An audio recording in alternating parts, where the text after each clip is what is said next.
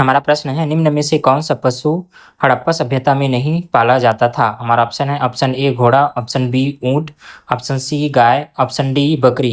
इसका सही उत्तर है ऑप्शन ए घोड़ा। हमारा अगला प्रश्न है घग्गर। हमारा ऑप्शन है option A Rigveda Samhita, option B Chandogya Upanishad, option C Kathopanishad, option D Aitareya Brahmana. इसका सही उत्तर है ऑप्शन ए ऋग्वेद संहिता। हमारा अगला प्रश्न है, निम्नलिखित में से कौन सा नगर क्राप हड़प्पा व हड़प्पा सभ्यता से संबंधित है? हमारा ऑप्शन है option A Banawali, option B Lothal, option C Kalibangan, option D Rangpur. इसका सही उत्तर है ऑप्शन डी रंगपुर। हमारा अगला प्रश्न है, मोहनजोदाड़ो की विशालतम इमारत थी?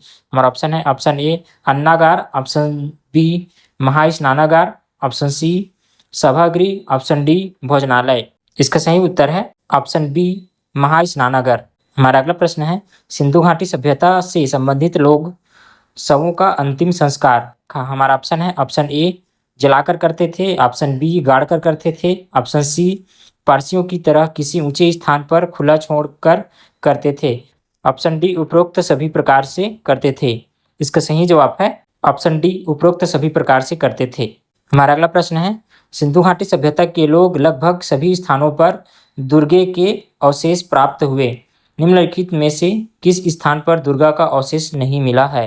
हमारा ऑप्शन है option A Ropar, option B Kotdiji, option C Chanhudaro, option D Kalibangan. इसका सही उत्तर है ऑप्शन डी कालीबंगा। हमारा अगला प्रश्न है, चंद्रगुप्त द्वितीय के विजयों से उसके साम्राज्य का विस्तार कहाँ तक हो गया? हमारा ऑप्शन है ऑप्शन ए पश्चिमी समुद्री तट तक, ऑप्शन बी गुजरात तक, ऑप्शन सी बंगाल की खाड़ी तक, ऑप्शन डी गोवा तक। इसका सही उत्तर है ऑप्शन ए पश्चिमी समुद्री तट तक। हमारा अगला प्रश्न है, वैदिक काल के लोगों ने धातुओं का प्रयोग किया, उनमें कौन सा पहला धातु था? हमारा ऑप्शन है ऑप्शन ए तांबा, ऑप्शन बी सोना, ऑप्शन सी चांदी, ऑप्शन डी लोहा। इसका सही उत्तर है ऑप्शन ए तांबा। हमारा अगला प्रश्न है, वेदों के अनेक विभाग बताए जाते हैं, किंतु मुख्य रूप से इनके जो भाग हैं उन्हें हमारा ऑप्शन है ऑप्शन ए संहिताएं अथवा मंत्र कहा जाता है, ऑप्शन बी ब्राह्मण मंत्र कहा जाता है, ऑप्शन सी आरण्यक और उपनिषद कहा जाता है, ऑप्शन डी उपर्युक्त तीनों कहे जाते हैं।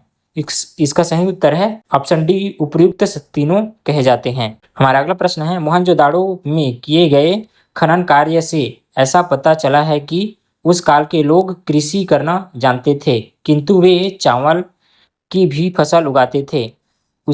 इसमें कुछ पुरातत्वों को संदेह है। यह संदेह हमारा ऑप्शन है option A doctor Ramesh Chandra Majumdar ने व्यक्त किया है, option B doctor Prabhudayal Agnihotri ने व्यक्त किया है, option C doctor R S Sharma ने व्यक्त किया है, option D A L Basham ने व्यक्त किया है। इसका सही उत्तर है option D doctor A L Basham ने व्यक्त किया है। हमारा अगला प्रश्न है, कौन सा राजवंश हुड़ों के आक्रमण से अत्यंत विचलित हुआ? हमारा ऑप्शन है option A Maurya, option B Kushan, option C Gupta, option D Shunga. इसका सही उत्तर है ऑप्शन सी गुप्त। हमारा अगला प्रश्न है, भारतीय सभ्यता का प्राथमिक सोपान सबसे प्राथमिक चरण किसे का माना जाता है? हमारा ऑप्शन है ऑप्शन ए वैदिक संस्कृति, ऑप्शन बी ऋग्वैदिक सभ्यता, ऑप्शन सी सिंधु घाटी सभ्यता, ऑप्शन डी उपरोक्त में से किसी को भी नहीं। इसका सही उत्तर है ऑप्शन सी सिंधु घाटी सभ्यता।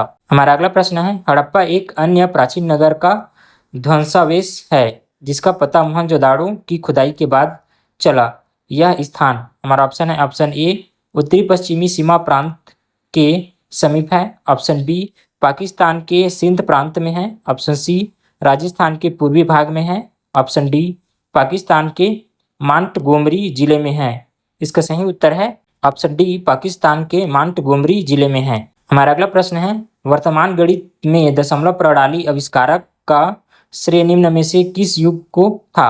हमारा ऑप्शन है ऑप्शन ए कुषाण युग, ऑप्शन बी गुप्त युग, ऑप्शन सी मौर्य युग, ऑप्शन डी वर्धमान युग।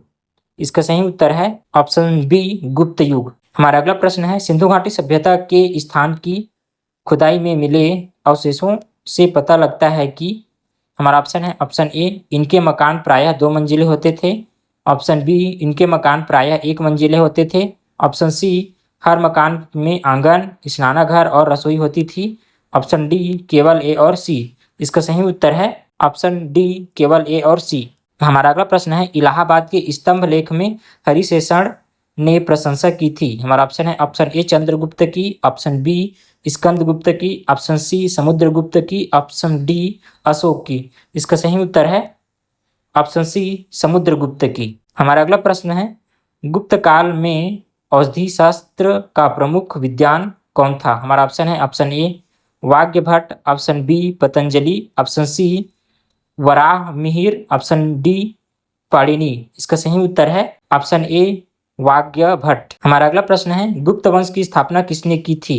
हमारा ऑप्शन है option A Srigupta, option B Ghatotkacha, option C Ramagupta, option D Chandragupta. इसका सही उत्तर है ऑप्शन ए श्रीगुप्त।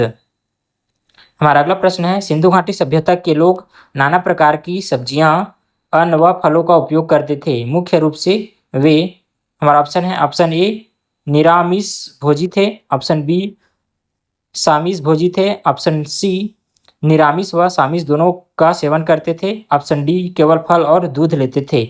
इसका सही उत्तर है ऑप्शन सी निरामिष व सामिष दोनों का सेवन करते थे।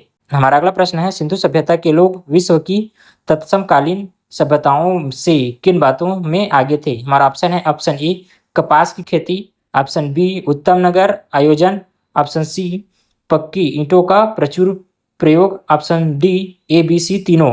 इसका सही उत्तर है option D A B C तीनों।